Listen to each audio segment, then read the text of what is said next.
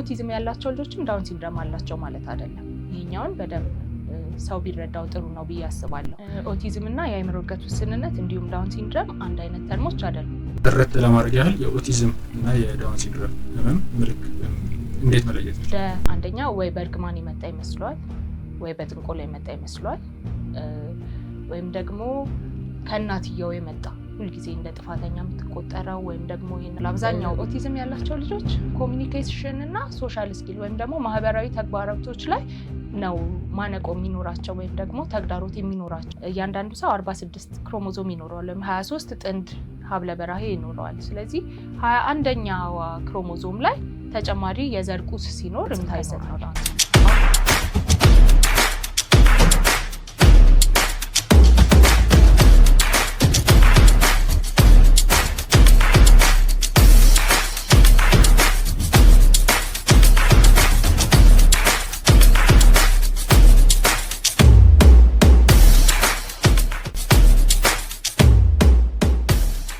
ሰላም ጤና ይስጥልኝ ውድ አማካሪ ቤተሰቦች፣ ይህ በአማካሪ ዶክተርስ ተዘጋጅቶ የሚቀርብላችሁ የአማካሪ ፖድካስት ነው። ዛሬም እንደተለመደው አንድ እንግዳ ይዘንላችሁ ቀርበናል። በዛሬ ቆይታችን ስለ አእምሮ እድገት ውስንነት አንስተን የምንወያይ ይሆናል። እስከ ፕሮግራማችን ፍጻሜ አብራችሁን ቆዩ። ሰላም ዶክተር። ሰላም። በቅድሚያ ጥሪያችንን አክብረሽ ስቱዲያችን ድረስ ስለተገኘሽ ከልብ እናመሰግናለን። እኔም አመሰግናለሁ። ለተመልካቾቻችን እስቲ ራስሽን በማስተዋወቅ እንጀምር። ዶክተር ሰላም ተበጀ እባላለሁ። በቅዱስ ጴጥሮስ ስፔሻላይዝድ ሆስፒታል የጽኑ ህሙማንና የሰመመንና ማደንዘዣ ስፔሻሊስት ሐኪም ነኝ። የሁለት ልጆች እናት ነኝ። የመጀመሪያ ልጄ 9 ዓመቱ ነው። ከዳውን ሲንድሮም ጋር ነው የተወለደው። እንደዚሁም ደግሞ በትርፍ ጊዜ የተለያዩ የአእምሮ እድገት ውስንነት የአካል ጉዳት ላላቸው ሰዎች መብት እና ህይወትን ለማሻሻል የሚሰሩ ድርጅቶች ላይ በበጎ ፈቃደኝነት አገለግላለሁ። ፍቅር ኢትዮጵያ፣ የአእምሮ እድገት ውስንነት ብሔራዊ ማህበር፣ ስፔሻል ኦሎምፒክስ ኢትዮጵያ እንዲሁም ኢንክሉዥን አፍሪካ ማለት ነው። እሺ ዶክተር እናመሰግናለን። እስቲ እንደ መግቢያ እንዲሆነን ያህል ስለ አእምሮ እድገት ውስንነት ምንነት እናንሳ። አእምሮ እድገት ውስንነት ምንድን ነው?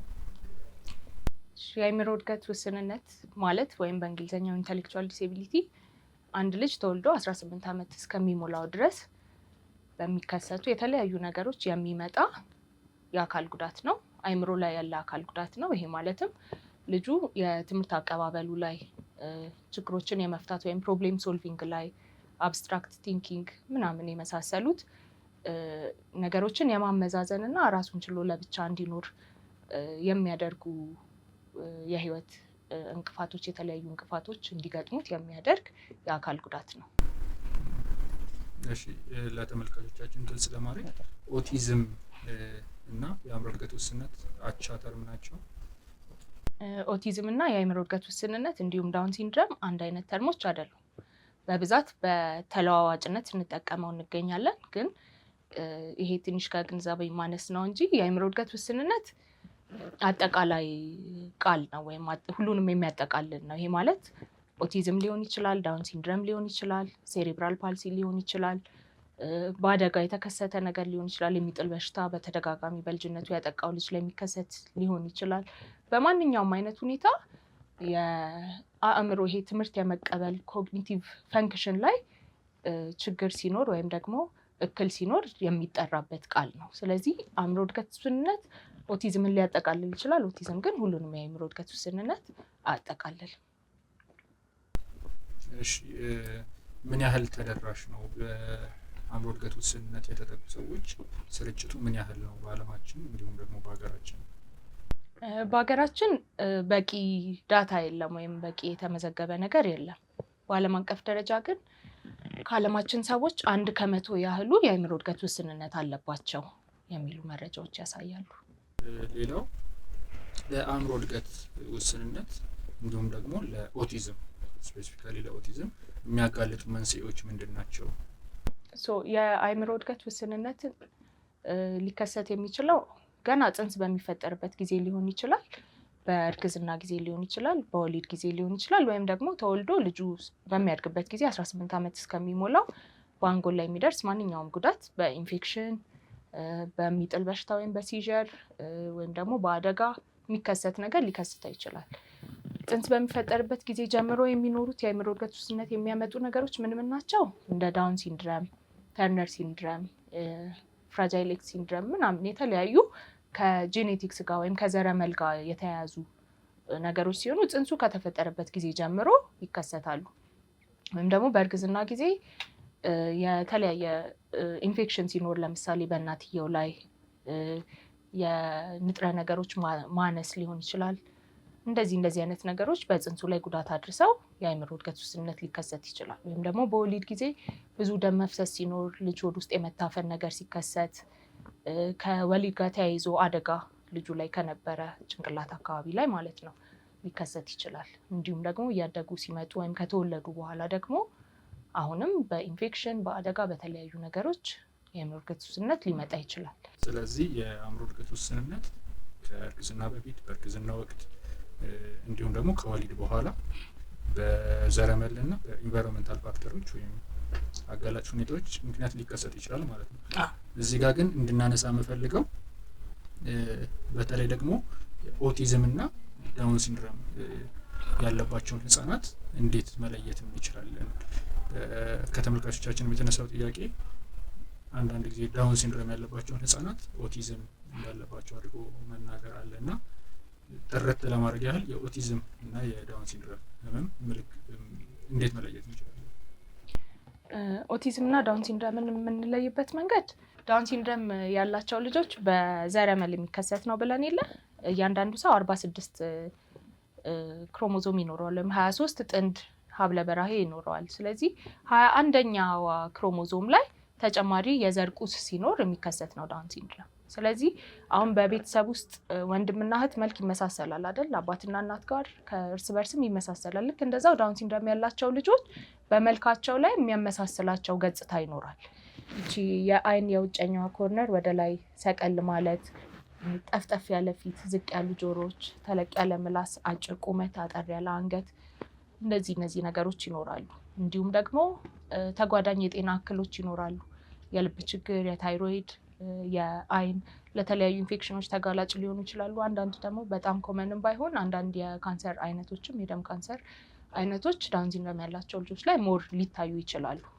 ኦቲዝም ግን ኒውሮ ዴቨሎፕመንታል ዲስኦርደር ነው፣ አማርኛ ቃል ስለሌለው ነው። ስለዚህ ኦቲዝም ያላቸው ልጆች ኮሚኒኬሽን እና ሶሻል ስኪል ወይም ደግሞ ማህበራዊ ተግባራቶች ላይ ነው ማነቆ የሚኖራቸው ወይም ደግሞ ተግዳሮት የሚኖራቸው ማለት ነው። ስለዚህ ኦቲዝም ያላቸውን ልጆች መልካቸውን ብቻ አይተን ለምሳሌ ፎቶ አይተን ይሄ ልጅ ኦቲዝም አለው ይሄ ልጅ እንደዚህ ነው ብለን መለየት አንችልም። ለዳውን ሲንድሮም ግን እንደዛ ማድረግ እንችላለን።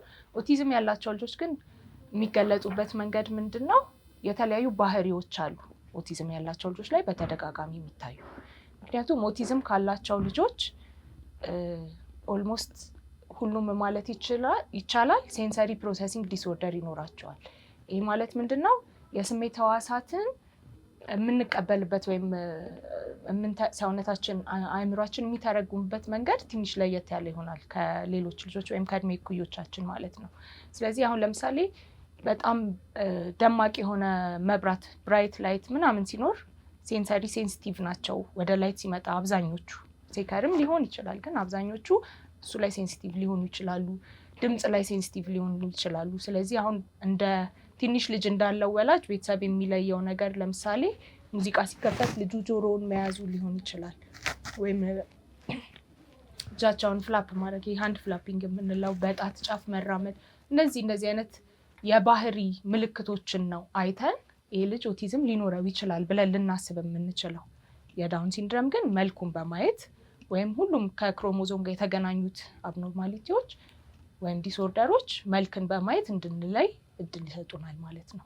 እዚህ ጋር ግን ማወቅ የሚገባን ነገር ዶክተር ያለችን የሚታዩት ምልክቶችን ብቻ በማየት ያ ህፃን ኦቲዝም አለበት ማለት አይቻልም። ወደ ሕክምና ተቋም ወስደን ሐኪም አይቶ የስፔሻል ኒድ ያስፈልገዋል እስካላ ላይ ድረስ አንድ ህፃን በጣቱ ስለተራመደ ወይም ደግሞ እጁን ስላንቀሳቀሰ ብቻ ኦቲዝም አለበት ማለት ላይሆን ይችላል ማለት ነው። ሌላው ዶክተር የአእምሮ እድገት ውስንነት ያለባቸው ህፃናት ላይ የሚታዩ አንዳንድ የተሳሳቱ አመለካከቶች አሉና በቤተሰብም ይሆናል በማህበረሰብ እነሱን እስቲ እናንሳና በጣም የተለመዱ የሚባሉ የተሳሳቱ በማህበረሰባችን ውስጥ ያሉ የተሳሳቱ አመለካከቶች ምንድን ናቸው? እና ደግሞ እንዴት አድሬስ ማድረግ አለብን የሚለውን እስኪ በማህበረሰቡ ላይ ያሉ የተሳሳቱ አመለካከቶች በዋነኝነት መጀመር የምፈልገው ከአመጣጡ ነው። አብዛኛው የማህበረሰብ ክፍል አንደኛ ወይ በእርግማን የመጣ ይመስለዋል፣ ወይ በጥንቆላ የመጣ ይመስለዋል፣ ወይም ደግሞ ከእናትየው የመጣ ሁልጊዜ እንደ ጥፋተኛ የምትቆጠረው ወይም ደግሞ ይህን ነገር አመጣች የምትባለው እናትየው እንደሆነች ይመስላቸዋል። አብዛኛው ቤተሰብ የአእምሮ እድገት ውስንነት ያለው ልጅ ያለበት ቤቶች እናትየው ብቻ ነው ልጁን ስታሳድገው የምናገኘው። ምክንያቱም አባቶቹ ዩዥዋሊ ትተው የመሄድ ነገር አለ። በእናት የመጣ በሴት የመጣ እንደሆነ ስለሆነ ሁሌ የሚታሰበው ማለት ነው። እነዚህ የተሳሳቱ አመለካከቶች ናቸው። እንዲሁም ደግሞ አብዛኛው የማህበረሰብ ክፍል እንደ በሽታ የመቁጠርም ነገር አለ። ይሄ ግን የአፈጣጠር ልዩነት ነው። አንዳንድ ሰው ቀይ ሆኖ ይፈጠራል፣ አንዳንድ ሰው ጥቁር ሆኖ ይፈጠራል፣ አንዳንድ ሰው ረጅም፣ አንዳንድ ሰው አጭር ይሆናል። ስለዚህ ኦቲዝምም ቢሆን ዳውን ሲንድረምም ቢሆን የትኛውም የአካል ጉዳት ቢሆን የአፈጣጠር ልዩነት ነው እንጂ በሽታ አይደለም። ስለዚህ ቁመቴ እንዲያድግ ብዬ ጸሎት ቦታ መሄድ እንደማልችለው ወይም ደግሞ የተለያየ ቦታዎች ብሄድ የማልቀይረው ነገር እንደመሆኑ ይሄኛውም በሽታ ስላልሆነ በሕክምና ሙሉ ለሙሉ እንዲፈወስ ወይም እንዲጠፋ የማሰብና የማድረግ ብዙ ነገር ገንዘባቸውንም ጊዜያቸውንም አቅማቸውንም እዛ ላይ የማፍሰስ አይነት ነገሮች ይኖራሉ። እነዚህ ሚስኮንሴፕሽኖች ናቸው ወይም ትክክለኛ ያልሆኑ አመለካከቶች ናቸው። ከዛ ይልቅ ግን ለልጁ የሚያስፈልገውን ነገር ወይም ለህፃኑ የሚያስፈልገውን እርዳታና ድጋፍ በመስጠት ብቁ ዜጋ እንዲሆኑ፣ ደስተኛ ዜጋ እንዲሆኑና ራሳቸውንም ሀገራቸውንም ቤተሰባቸውንም የሚጠቅሙ እንዲሆኑ እዚህ ላይ መስራት ነው የተሻለ የሚመከረው ወይም የሚመረጠው ማለት ነው። ሌላው የኦቲዝም ያለባቸው ህፃናት ላይ በየትኛው እድሜ ክልላቸው ላይ ነው በደንብ መለየት የሚቻለው? ሌላው ደግሞ መጀመሪያ በቅድሚያ የሚያሳያቸው ምልክቶች ምንድን ናቸው? ቤተሰብ እነሱ ምልክቶች ሲያይ ወደ ሕክምና ተቋም መሄድ እንዲችል እርሊ የሚታዩ ምልክቶች ምንድን ናቸው? ከዚህ ውጭ ደግሞ በዚህ ችግር ተጠቂ የሆኑ ሰዎች የአእምሮ እድገት ውስንነት ያለባቸው ህፃናት በአጭር ጊዜ የሚሆን በረጅም ጊዜ ህይወታቸው ላይ የሚያሳድረው ተጽዕኖ ምንድን ነው? እንግዲህ ኦቲዝም ስፔክትረም ዲስኦርደር አይደለም የምንለው። ኦቲዝም ስፔክትረም ዲስኦርደር የምንለው እንደዚህ አንድ መስመር ሳይሆን እንደ ክብ አድርገን ልንቆጥረው እንችላለን። ከእያንዳንዱ ከአንዱ ሰው ሌላ ሰው ላይ የሚታየው ምልክትም የሚገጥመው ተግዳሮትም ያለውም ስፔሻል ችሎታና አቅምም የተለያየ ነው የሚሆነው። አብዛኛው ልጆች ላይ የምናየው ሳይን ከኦቲዝም ጋር በተያያዘ እንዳልኩት ከስሜት ህዋስ መዛባት ጋር ወይም ሴንሰሪ ፕሮሰሲንግ ዲስኦርደር አንድ ላይ ስለሚኖራቸው ያለ ነገር ነው። ግን ቅድም እንዳልከው ሁሉም ሴንሰሪ ፕሮሰሲንግ ዲስኦርደር ያለው ልጅ ወይም ደግሞ ስሜት ህዋስ በትክክል ሌላው ልጅ ላይ በሚሰራበት መልኩ የማይሰራው ልጅ ሁሉ ኦቲዝም አለው ማለት አይደለም። እንደገና ደግሞ ሁሉም ኦቲዝም ያላቸው ልጆችም ዳውን ሲንድረም አላቸው ማለት አይደለም። ይሄኛውን በደንብ ሰው ቢረዳው ጥሩ ነው ብዬ አስባለሁ። ስለዚህ የኮሚኒኬሽን ዲስኦርደር እንደመሆኑ መጠን ኦቲዝም ያላቸው ልጆች ላይ የምናያቸው ኤርሊ ሳይኖች ምን ሊሆን ይችላሉ? ልጆቹ አይ ኮንታክት በደንብ ላይኖራቸው ይችላል። ከኛ ጋር ወይም ደግሞ በአካባቢያቸው ካለው ሰው ጋር ሌሎች ህፃናቶች ላይ ፍላጎት ላያሳዩ ይችላሉ፣ ለመነጋገርም ወይ የሆነ ነገር ለማድረግም። ከዛ ደግሞ ነን ቨርባልም ሊሆኑ ይችላሉ፣ ቃላት ላይ ይጠቀሙ ይችላሉ። ከቤተሰብ ጋር የሚፈልጉትን ነገር ለማግኘት በቃላት በመጠቀም በማድረግ ፋንታ በምልክት በመጠቆም አይነት ነገር ሊሆን ይችላል። ከዛ እቺ ሃንድ ፍላፒንግ አለች፣ በጣታቸው ጫፍ የመራመድ ነገር አለች። አንዳንዶቹ መናገር ከጀመሩ በኋላ ሪግሬስ ሊያደርጉ ይችላሉ። ወይም የሆነ ለምደውት የነበረውን ነገር ለምሳሌ ሽንት ቤት በራሳቸው መጠቀም ለምደው የነበረው ሪግሬስ ሊያደርግ ወደኋላ ሊሄድና ድጋሜ መቸገር ሊጀምሩ ይችላሉ። እነዚህ የተለያዩ ምልክቶች ሊሆኑ ይችላሉ። እነዚህ ነገሮች ደግሞ እንዴት አድርገው ነው አፌክት የሚያደርጓቸው ስንል ትንንሽ እድሜ ላይ ያሉ ህፃናት ባሆኑበት ሰዓት ላይ ከትምህርት አቀባበል ጋር ከማህበራዊ ኢንተራክሽናቸው ጋር የተለያዩ እክል ሊያሳድሩባቸው ይችላሉ። እኛ ሀገር በብዛት አካቶ ትምህርት ተስፋፍቶ ያለ ነገር አይደለም። ስለዚህ ልጁን ሲቪየር የሆነ ወይም ደግሞ የጉዳት መጠኑ ከፍ ያለ ሳይሆን ኢቨን ትንንሽ ያላቸው ልጆችን ወይ በጣም በሚፈጥኑበት ሰዓት እንደ ረባሽ መቁጠር፣ አለመረዳት፣ ለምሳሌ ስቲሚንግ ማለት ስሜታቸውን ለማስተካከል ራሳቸው እንደዚህ ሮኪንግ ባክ ኤንድ ፎርዝ ሊሆን ይችላል። ተመሳሳይ ነገሮችን አንድ ላይ የመደርደር እና ይሄ በጣም ኦብሰሲቭ የሆነ ግትር ያለ አመለካከትና ፍላጎት ሊኖራቸው ይችላል። የሆነ ነገር ላይ ሌሎች ልጆች ኢንተረስት የማያደርጋቸው ነገር ላይ ኢንተረስትድ ሆኖ ልጁ ከዛ እሱ ላይ ደግሞ ምንም የማይደራደር አይነት አቋም ሊኖረው ይችላል ለምሳሌ። ስለዚህ እነዚህ ነገሮች ልጆቹ ላይ በምናይበት ሰዓት ላይ ልጁን አንደርስታንድ ለማድረግ እና የሚያስፈልገውን ድጋፍ ብቻ ለመስጠት በጣም ላለማፈን ወይም ጫና ላለማሳደር መሞከር ይኖርብናል። እንደ ቤተሰብም እንደ ትምህርት ቤትም እንደ ጤና ተቋምም በሁሉም ቦታ ማለት ነው። እሺ ዶክተር፣ አሪፍ ቆይታ እያደረግን ነው። የኦቲዝም ያለባቸው ህጻናት የሚያሳያቸው ደግሞ አንዳንድ ጊዜ የሚታዩ በጣም ለየት ያሉ ባህሪዎች ያሏቸው እንዲሁም ደግሞ ጥንካሬዎች ሌላው ሰው ላይ የማናየው ሌሎች ህጻናት ላይ የማናያቸው ኦቲስቲክ የሆኑ ህጻናት ላይ ደግሞ የሚታዩ በጣም ጥሩ የሚባሉ ካራክተሮች አሉ እና እስቲ ስለነሱ እናውራ። ስለ ኦቲስቲክ ህጻናት ጥንካሬ ምን አይነት የተለየ ካራክተር አላቸው? ኦኬ፣ ስለዚህ ድጋሚ ለማስታወስ ያህል ያው ስፔክትረም ነው ብለናል። ሁሉም ላይ ተግዳሮቶቹም ጥንካሬዎቹም ሁሉም ልጅ ላይ በተመሳሳይ ሁኔታ አይገኙም። ግን አብዛኞቹ ኦቲዝም ያላቸው ልጆች ሃይፐር ፎከስ የማድረግ ነገር አለ። ኢንተረስታቸው ላይሆን ይችላል። ለምሳሌ ሰውን ማዋራት፣ ሰውን ማየት ኢንተረስታቸው አይደለም ወይም ላይሆን ይችላል። የሆነ ነገር ላይ ኢንተረስትድ ሲሆኑ ግን በደንብ ፎከስ ማድረግ ይችላሉ። ከሌሎች የእድሜ እኩዮቻቸው በበለጠ ፎከስ ማድረግ ሊችሉ ይችላሉ። ቁጥር ላይ፣ አንዳንድ ነገሮች ላይ፣ እንደዚህ ዳታ ላይ ምናምን በደንብ ሌሎቻችን ስትራግል አድርገን አንደርስታንድ የምናደርገውን ኮንሰፕት ቶሎ አንደርስታንድ ሊያደርጉት ይችላሉ። አብዛኛው ሊሚቴሽን የሚኖረው ይሄ ከሶሻል ኢንተራክሽን ጋር በተያያዘ ይሆናል እንጂ ወይም ደግሞ የተረዱትን ነገር አውጥቶ የማሳየት ምጸትን፣ ሳርካዝምን፣ የሰዎችን ቦዲ ላንጉጅ፣ ፌሻል ኤክስፕሬሽን አንደርስታንድ ማድረጉ ላይ ሊሆን ይችላል እንጂ ይሄ ትምህርት ላይ ኮግኒቲቭ ፈንክሽን ላይ ምናምን እንዲያውም ማይልድ ስፔክትረሙ ማይልድ አካባቢ ላይ የሚገኙት ልጆች እንዲያውም ሃይ ፐርፎርሚንግ ሊሆኑ ይችላሉ። ስኩል ወርክ ላይ አጠቃላይ ሪዝኒንግ፣ ሎጂካል ሪዝኒንጋቸው ከሌሎች እድሜ እኩዮቻቸው በደንብ ከፍ ያለ ሊሆን ይችላል።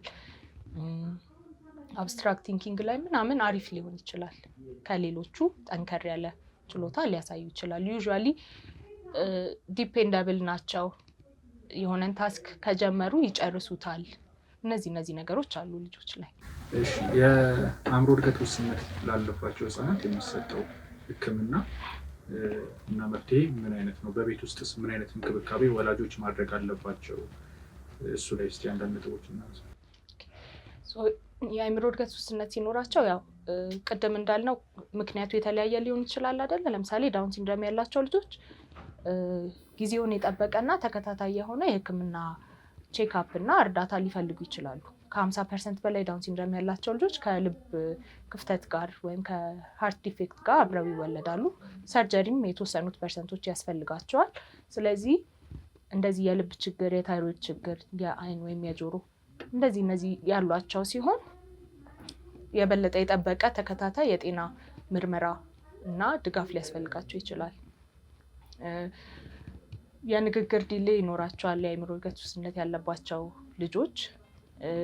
እንደዚሁ ደግሞ ፋይን ሞተር ስኪል፣ ግሮስ ሞተር ስኪል ምናምን የምንላቸው ላይ ከእድሜ እኩዮቻቸው እኩል ቆሞ መሄድ ላይ፣ የሆኑ ታስኮችን መፈጸም ላይ፣ መጻፍ ሊሆን ይችላል፣ መብላት ሊሆን ይችላል፣ ከሌሎቹ እድሜ እኩዮቻቸው ሊዘገዩ ይችላሉ። ስለዚህ ማተኮር ያለብን እኔ እንደሚመስለኝ ልጁ ያለው የአእምሮ እድገት ውስንነት ወይም ምን አይነት ዳውን ሲንድረም ነው ያለው ወይም ምናምን የሚለው ላይ ሳይሆን ንግግሩ የዘገየ ልጅ ስፒች ቴራፒ ቶሎ ቢጀምር ቶሎ የማውራት እድሉ ይጨምራል። ስለዚህ ስፒች ቴራፒ ሊያስፈልገው ይችላል።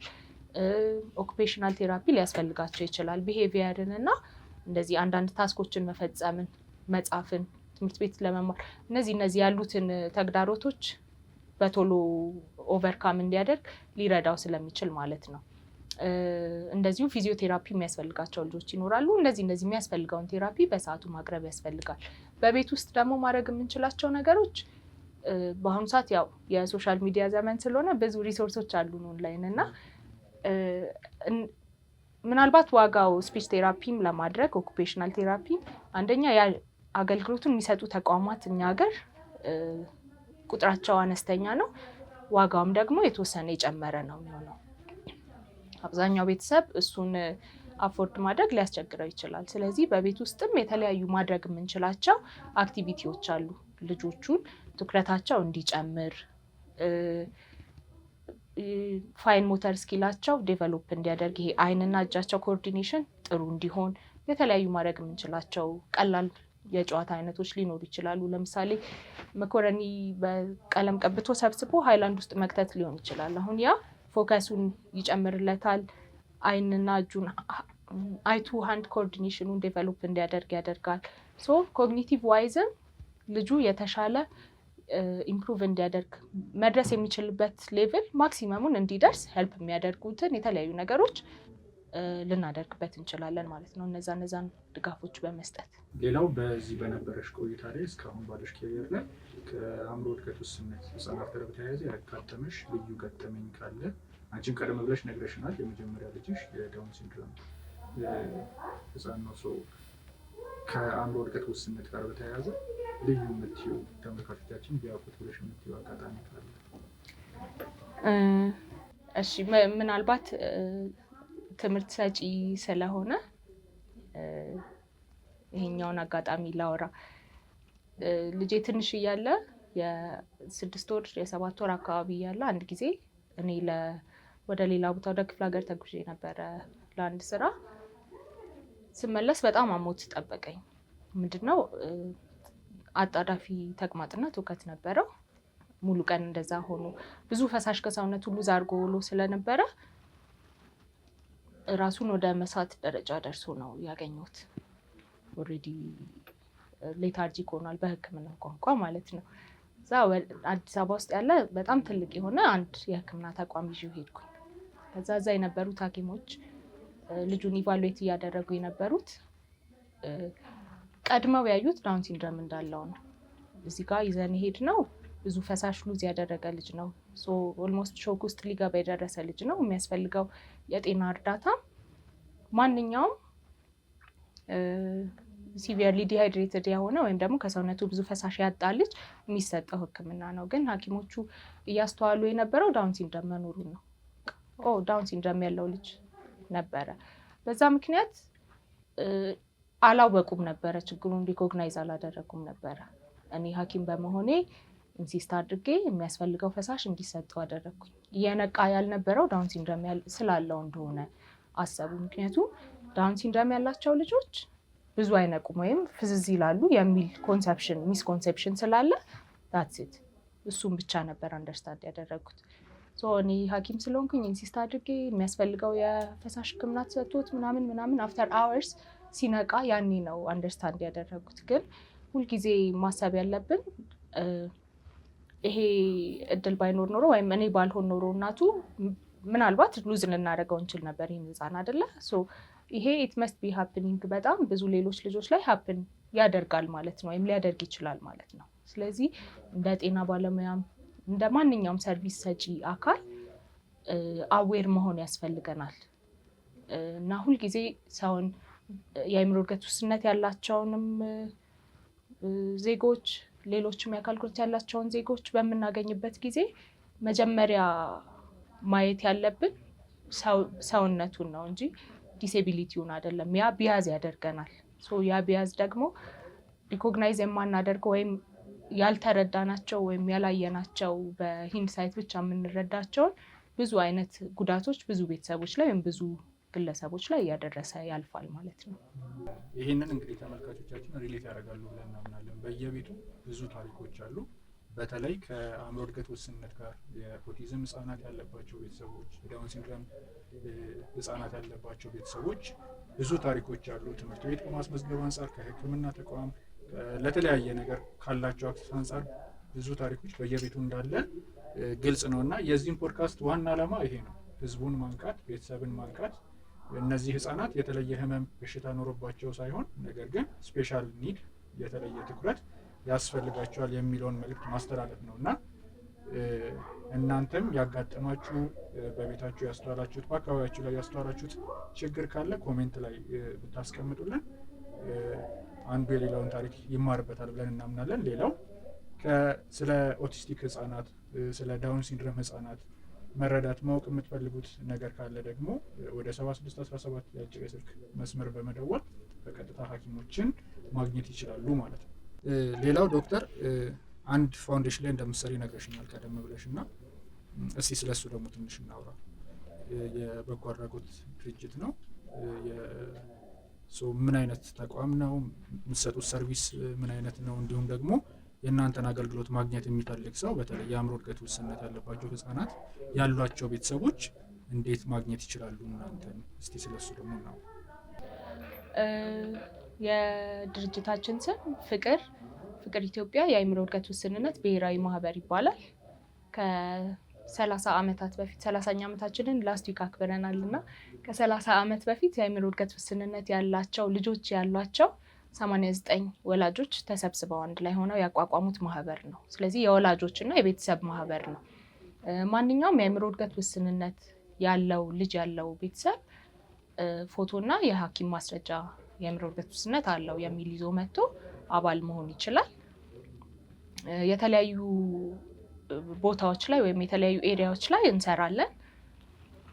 አንደኛው የምንሰራው አዌርነስ ክሪኤሽን ላይ ነው።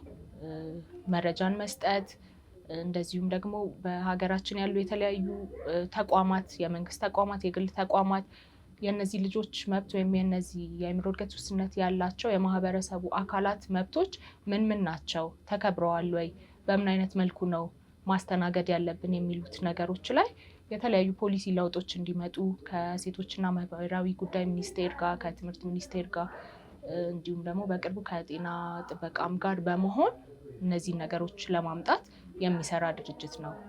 ዓላማችን የአእምሮ እድገት ውስንነት ያለባቸው የማህበረሰቡ አካላት በሁሉም የማህበራዊ ዘርፎች እኩል ተካታችነት እንዲኖራቸው ማድረግ ነው። ስለዚህ ድርጅታችን እሱ ላይ ነው የሚሰራው። አድራሻችን በአዲስ ሕይወት ሆስፒታል ገባ ብሎ ነው 22 ጋር። ጉግል ማፕስ ላይም አድራሻችን አለ። መምጣት፣ መደወል፣ መጎብኘት ይቻላል። የተለያዩ ኤሪያዎች ላይ እንሰራለን። አካቶ ትምህርት፣ ኢንክሉሲቭ ኤጁኬሽን፣ ኢንክሉሲቭ ሄልዝ ላይ እንደዚሁም ኢኮኖሚክ ኢምፓወርመንት፣ ኢኮኖሚካሊ ቤተሰቦችንና የአእምሮ እድገት ውስንነት ያላቸውን ወጣቶች ለማብቃት የተለያዩ የሙያ ስልጠናዎችን እንሰጣለን ከነቲቬት ጋር በመተባበር ጭምር ማለት ነው። በቅርቡም ብዙ ልጆች አስመርቀናል። ስለዚህ የተለያዩ ስራዎችን ይሰራሉ። በማህበር እየተደራጁ ራሳቸውን የሚችሉበት መንገድ ማመቻቸት ላይ እንሰራለን ማለት ነው። እሺ ዶክተር፣ አሪፍ ቆይታ እንደነበረን ተስፋ እናደርጋለን። በመጨረሻ ግን ለተመልካቾቻችን ማስተላለፍ የምትፈልጊው መልእክት ካለ እድሉን ልስጥሽ። ማስተላለፍ የምፈልገው መልእክት ምንድን ነው? ሀገራችን ኢንተርናሽናል የአካል ጉዳተኞች መብት ኮንቬንሽንን ከፈረመች ቆይታለች።